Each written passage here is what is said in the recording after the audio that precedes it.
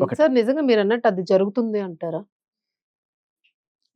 అంటే నాకన్నా మీకే తెలియాలి ఆ విషయం. ఇప్పుడు మీరు ఒక లేడీ అవును. యాంకర్, మీరు అవును. డీసెంట్‌గా, డిగ్నిఫైడ్‌గా చేస్తున్నారు. జర్నలిజం ఇన్నాళ్ళు చేస్తారు. బట్ కొంతమందుంటారు. హ్మ్. మీలాగే జర్నలిజం చేయడానికి వచ్చిన వాళ్ళు. న్యూస్ రీడింగ్ కోసం వచ్చిన వాళ్ళు ఫస్ట్‌లో. వాళ్ళు అప్పట్లో కొంచెం పద్ధతిగానే ఉన్నారు. దీనివల్ల ఏం ఉపయోగం లేదు. మనం అందాల ఆరబోత చేస్తేనే ఇక్కడ డబ్బులొస్తాయి అని చెప్పి ఒక వాళ్ళకి నచ్చిన ట్రాక్‌లో వాళ్ళు యూటర్న్ తీసేసుకునే అది వాళ్ళు వీళ్ళకి ఉన్నారు. తప్పనిపిస్తది. ఆ! మేము అవును. పద్ధతిగా అవును. బతుకుతున్నాము. ఆపర్చునిటీ ఆ! రాలేని వాళ్ళకి తప్పుగా అనిపిస్తది. ఆపర్చునిటీ రాలేని అంటే వాళ్ళకి ఆ రకంగా ఈ రకంగా చేస్తేనే వస్తుందా ఇంత బరి తెగించలేము మేము. అనే ఒక ఇటువంటి కన్‌ఫ్యూజన్. వాళ్ళకి సమాజం పెద్దపీట వేసి వీళ్ళకి లక్షల లక్షల ఫాలోయర్లు, కోట్ల కోట్ల ఆ ఫాలోయర్లు. Word correct. ఆ! హ్మ్. వీళ్ళు అంటే సమాజం నిజమైన నికార్సైన మంచి మనుషులకి రివార్డ్ చేయకుండా హ్మ్. ఇటువంటి వాళ్ళకి రివార్డ్ చేయడం. వీళ్ళు పెద్ద ఇన్‌ఫ్లుయెన్సర్స్ మళ్ళీ. హ్మ్. వీళ్ళు ఇన్‌ఫ్లుయెన్సర్స్ ఏముంది అంటే వీళ్ళు ఏదో ఒక గ్లామరస్‌గా ఒక సింపుల్ సూట్ ఏసుకునో, లేకపోతే ఒక బికినీ ఏసుకునో ఫోటోలు పెడతారు. పెట్టగానే వీళ్ళు ఏదో ఒక 1,00,000 లైక్‌లు వచ్చేసాయని చెప్పి వీళ్ళు పెద్ద సెలబ్రిటీలు అయిపోయారని మనం అనుకోకూడదు. హ్మ్. మీరు కింద కామెంట్ చూస్తే అన్నీ ఒక అసహ్యమైన క్యారెక్టర్ ఉన్న అమ్మాయిని తిట్టినట్టుగానే తిడుతుంటారు. వీడు ఇలా సంపాదించుకున్న ఫేమ్ అలాగే ఉంటది. అవును. కానీ వీళ్ళకెప్పుడు అటువంటివి రావు. అవును. వీళ్ళు పద్ధతిగా చేస్తున్న దానికి వీళ్ళకి అవకాశాలు ఇది ఉంటాయి. తక్కువ ఉన్నా గూడా అది వీళ్ళని వేధించే స్టేబుల్‌గా, వెధవలు కూడా స్టాండర్డ్‌గా. ఉండకపోవచ్చు. అది వేరే విషయం. హ్మ్. కానీ 99% అటువంటివి రావు. హ్మ్. దానికి నేను కన్నా మీరే బెటర్ సాక్ష్యం చెప్పాలంటే. సో, ఇవాళ ఇటువంటి వాళ్ళెళ్ళి సార్ నన్ను తిట్టేశారు సార్, నన్ను అదన్నారు సార్, నన్ను ఇదన్నారు సార్ అని చెప్పి అంటే, ఎందుకమ్మా నువ్వు ఇటువంటి బట్టలేసుకోవడం, అటువంటి పోస్టులు పెట్టుకోవడం, అటువంటి కామెంట్లు చేసుకోవడం, మళ్ళీ మా దగ్గరికి రావడం, ఈ గోలంతా ఎందుకని ఎవరన్నా అన్నారనుకోండి. హ్మ్. ఇప్పుడు ఈ మధ్య కాలంలో కర్ణాటకలో ఒక వీడియో ఒక ఇష్యూ జరిగింది. నేను అదేంటంటే షాక్ అయ్యాను అది చూసి. అమ్మాయి ఇక్కడ దాకా అంటే లిటరల్లీ ఒక అండర్‌వేర్‌ని జీన్స్‌తో కుట్టించుకుంటే ఎలా ఉంటది? అసలది జీన్స్ క్లాత్ గూడా కాదు సార్. ఆ! జస్ట్ ఒక హోజరీ క్లాత్ అది. అదే. షాక్ అయ్యాను నేను. అటువంటిది యేసుకొని ఆ రోడ్‌లో తిరుగుతుంటే ఎవరో ఆ అబ్బాయిలు ఏడిపిస్తారో లేకపోతే ఏదో కామెంట్ చేస్తున్నారంటే అక్కడ పాపం ఒక old police gourd. Lady constable వాళ్ళనే అది పొండ్రా అని చెప్పి వాళ్ళని తరిమేసిన తర్వాత ఈ అమ్మాయి దగ్గరికెళ్ళి ఏమ్మా కొంచెం పద్ధతిగా బట్టలేసుకొని రావచ్చు కదా బయటకొచ్చేటప్పటికి అంటే, మేము ఎలాంటి బట్టలేసుకోవాలో నువ్వు మాకు చెప్తావా? హ్మ్. ఆడపిల్లల బట్టల గురించి చెప్పే హక్కు ఎవరికీ లేదు అని చెప్పి ఆవిడ జుట్టు పట్టుకొని కొట్టి కొట్టి రక్తం ముక్కులోంచి వచ్చేస్తే బ్లడ్ గూడా ఆఖరికి వచ్చేసింది. దీన్ని తీసుకెళ్ళి అరెస్ట్ చేసి లోపలేసారు. అవును. ఇది ఈ రోజున నేర్చుకుంటున్నది ఇక్కడ అది. ఏంటంటే అమ్మా, రాజ్యాంగం మనకి వాక్ స్వాతంత్ర హక్కు ఇచ్చింది. నీ హ్మ్. అభిప్రాయం నువ్వు చెప్పొచ్చు. ఇది చిన్న స్వేచ్ఛ. ఇప్పుడు నాకు వాక్ స్వాతంత్ర ఇచ్చారు కదా అని నువ్వు బూతులు మాట్లాడడం కరెక్ట్ కాదు. అవును. అలాగే నీకు నీ ఇష్టం వచ్చిన బట్టలు వేసుకునే హక్కు ఉంది. అలా అని బూతు బట్టలు వేసుకునే హక్కు కూడా నీకు లేదు. హ్మ్. వేష దానికంటూ ఒక భాషలు లిమిట్ రెండిటికి ఉంది. అప్లై అవుతుంది. వీళ్ళేమంటారంటే దీనికే అప్లై అవుతుంది. దీనికి అసలు లెక్కే లేదు. దీంట్లో మాటల్లో బూతులు ఉండొచ్చు కాక డ్రెస్సులో బూత్ అనేది లేదు. హ్మ్. అది మీ చూసే కోణంలో ఉంది అని చెప్పి వీళ్ళ వాదన. మరి అక్కడున్న లేడీ కానిస్టేబుల్‌కి అనిపించింది కదా! హ్మ్. అవును. అనిపిస్తుంది లేడీస్‌కే అనిపిస్తుంది. సాధారణంగా. నేను చెప్తున్నా అవును. లేడీసే చెప్తారు ఎక్కువగా. అదే ఇందులో మెజారిటీ ఆఫ్ పీపుల్ లేడీసే ఉన్నారు. అది ప్రాబ్లమ్ ఇప్పుడు. అదే అమ్మా నేను అదే చెప్తున్నా. చాలా మంది నేను కొన్ని డిబేట్స్‌లోకి వెళ్ళి బయటకొస్తుంటే ఎందుకు భయ్యా నువ్వు ఇట్లా మాట్లాడుతున్నావు? మాకు చూపించే కాస్త అరకొర ఇవి కూడా నువ్వు లేకుండా చేస్తావా నువ్వు రేపు? హ్మ్. అని చెప్పి అంటున్నారు ఒకళ్ళు. చూసి ఎంజాయ్ చేసే వాళ్ళు ఉన్నారు తప్ప వెనకాల ఇప్పుడు మీరు ఈ సార్ ఇప్పుడు నాకొక డౌటు. ఆహ్, అంటే ఎంత నాలెడ్జ్ ఉన్నా గూడా ఈవెన్ ఈరోజు మా జర్నలిజం అనేది గూడాను ఏదో అంటే ఉప్పు కారాలు తింటే నిజం చెప్పండనంటే ఆ వర్డ్‌కి నిజంగానే నరాలు రగిలిపోయినట్టు అనిపించింది. బట్ ఇది మన సబ్జెక్ట్ కాదు. ఇది నన్ ఆఫ్ బిజినెస్ అన్నట్టు అనిపించేసింది. లేదమ్మా నేను చెప్తా. ఇది మీరు టైమ్ అన్నది వేస్టు. లేదు. అనసూయ గారి వీడియో గురించి మీరు మాట్లాడుతున్నారు. హ్మ్. ఆవిడ ఒక వీడియోలో ఇట్లా వెళ్తూ ఏండి మీరు ఉప్పు కారాలు తింటే నిజం రాయండి. నా కంటెంట్ మీద బతుకుతున్నారు అన్నట్టుగా మాట్లాడింది. అది అసలు అంటే యాజ్ ఏ ఆవిడ కూడా ఒకప్పుడు జర్నలిజం ఒక స్క్రీన్ మీద చూసాము. మరి జర్నలిజం చేశారో లేదో నాకు తెలీదు గానీ. మీకు ఒకటి చూపిస్తా. ఓకే. ఎవరి మీద బతుకుతున్నారని మీరు చెప్పండి ఇప్పుడు మీరు. ఓకే. మీకు 2011 హ్మ్. నవంబర్‌లో 2011 నవంబర్. అప్పటికి జబర్దస్త్ అనేది పుట్టలేదు. 2013 నాకు తెలిసి జబర్దస్త్ వచ్చింది. హ్మ్. దాంట్లో ఒక స్కిట్ చేశాను నేను. హ్మ్. నా ఓన్ స్క్రిప్ట్. నేనే వచ్చి జస్ట్ ఒక ఆర్‌జేగా నన్ను ఇన్వైట్ చేసినప్పుడు నేను వచ్చి చేసిన హ్మ్. పెర్ఫార్మన్స్ అది. దాంట్లో ఒక స్కిట్ చూపిస్తాను మీకు. చైనాకెళ్ళాలంటే మనం వీసాలు, పాస్‌పోర్ట్‌లు చాలా తీసుకోవాలి గదా!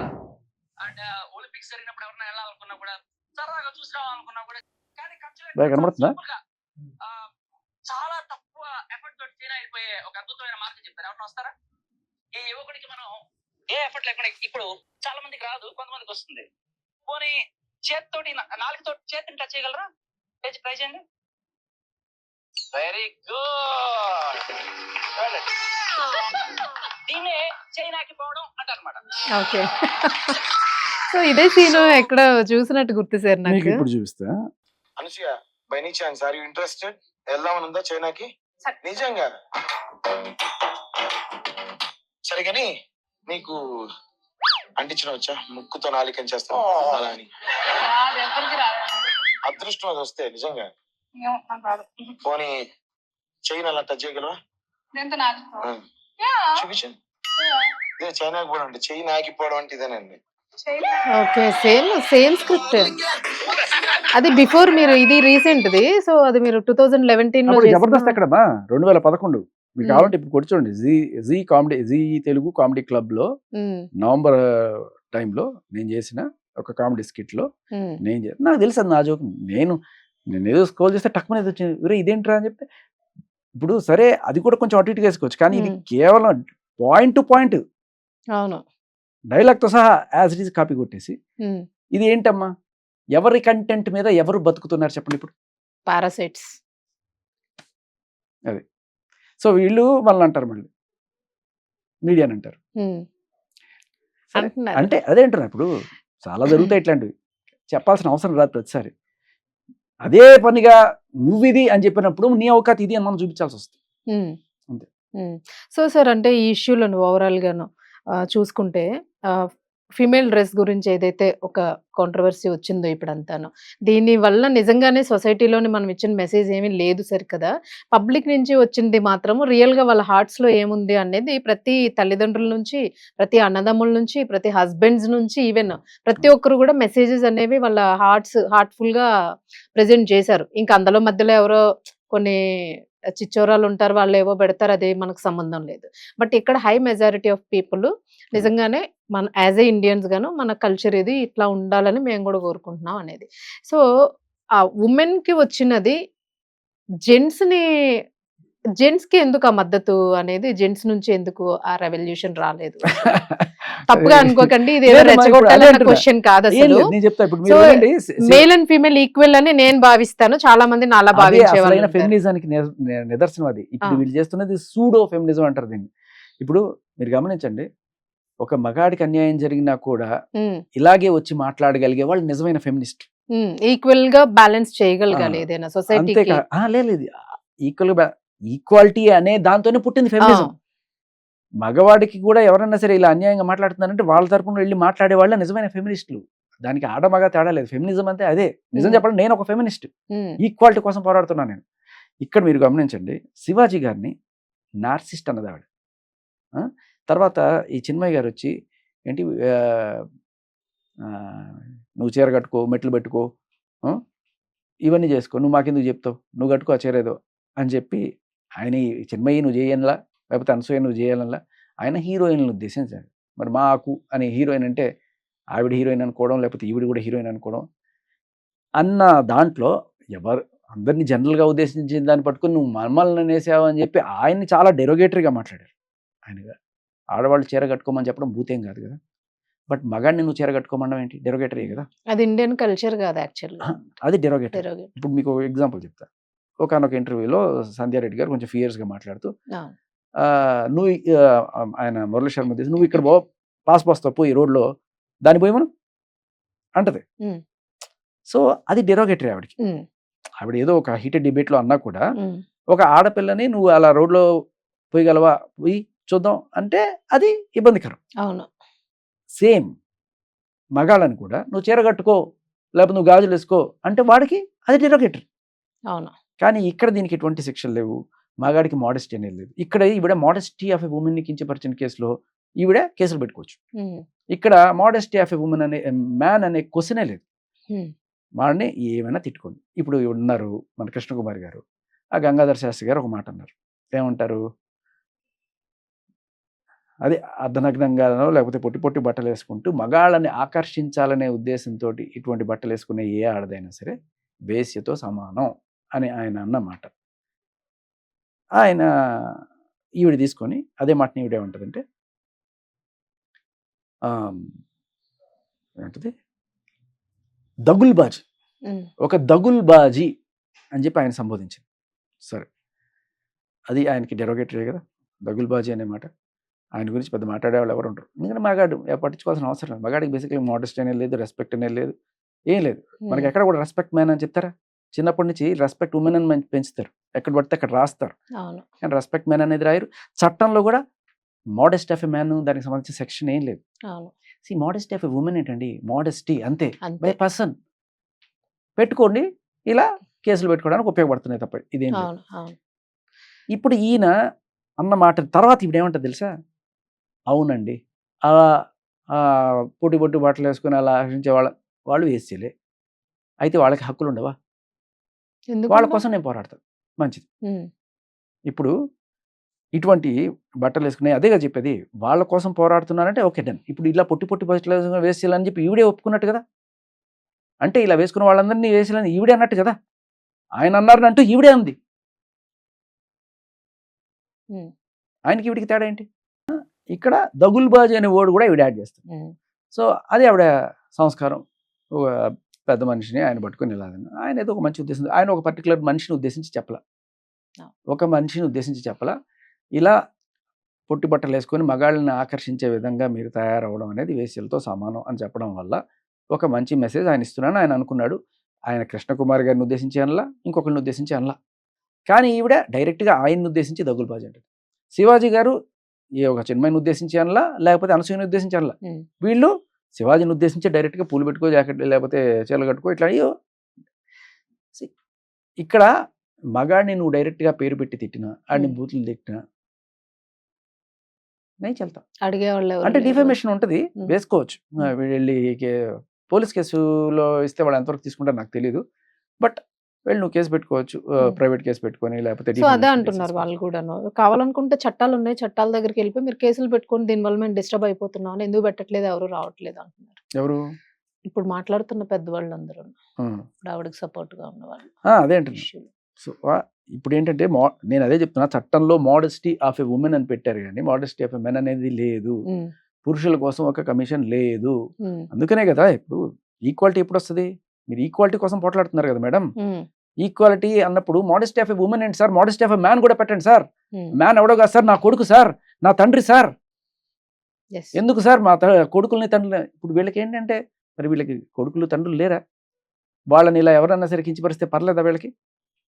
ఇప్పుడు ఇవాళ అమ్మ ఆడవాళ్ళు మేము ఈ స్థాయిలోకి రావడానికి కారణం ఎంతో మహిళల త్యాగం అని మాట్లాడుతున్నాను. నిజం చెప్పాలంటే ఎంతో మంది పురుషుల త్యాగం. నిజంగా వాళ్ళ కోసం ఫైట్ చేసింది మగవాళ్ళు ఎంతో మంది. కందుకూరి వీరేశలింగం పంతులు కావచ్చు, రామ్మోహన్ రాయ్ కావచ్చు, ఇలా చాలా మంది ఈ వాళ్ళకి కూడా ఫైట్ చేస్తున్నారు. ఎందుకు నాగబాబు గారు కూడా వీళ్ళకి సపోర్ట్గానే మాట్లాడారు కదా.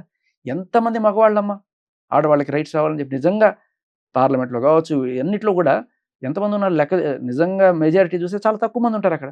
బట్ మగాళ్ళ ప్రోద్బలంతో ఇవాళ వీళ్ళు ఇంతవరకు వచ్చారు.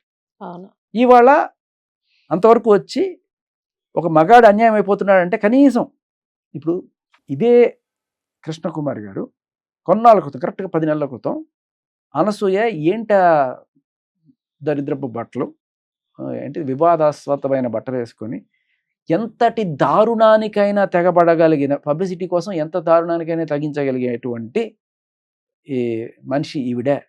అంతేకాకుండా చిన్నపిల్లలకి మూతి మీద ముద్దు పెట్టేంత కుసంస్కారి. ఎటువంటి మెసేజ్ ఇస్తున్నా, చైల్డ్ అబ్యూజ్ ఇవన్నీ కూడా గురవుతున్న టైంలో స్టేజ్ మీద నువ్వు ఎటువంటి సందేశం లోపలికి ఇస్తున్నావు?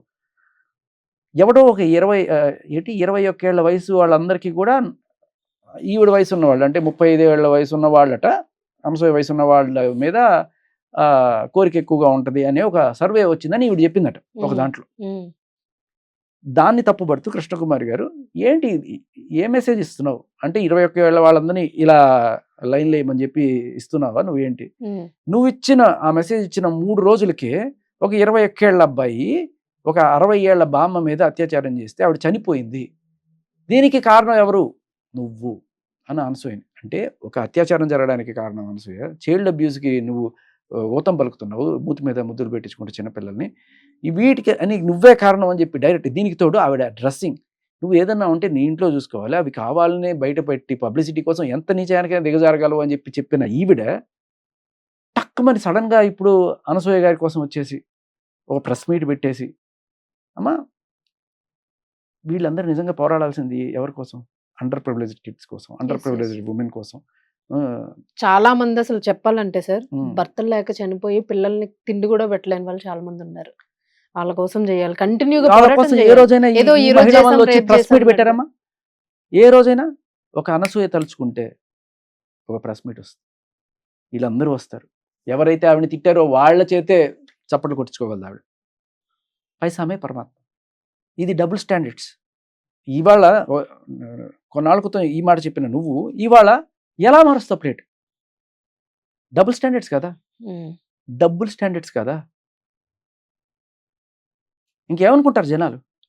అదే ప్రజల నుంచి చాలా వ్యతిరేకత వస్తుంది. అదే ఇప్పుడు బాధపడాల్సిన అంశం ఏంటంటే, అసలు ఓవరాల్ గా అందరమే వాళ్ళ దగ్గర ఒక క్వశ్చన్ మార్క్ గా మిగిలిపోతున్నాం. ఆన్సర్ ఇవ్వలేకపోతున్నాం వాళ్ళు అడిగే క్వశ్చన్స్ కి.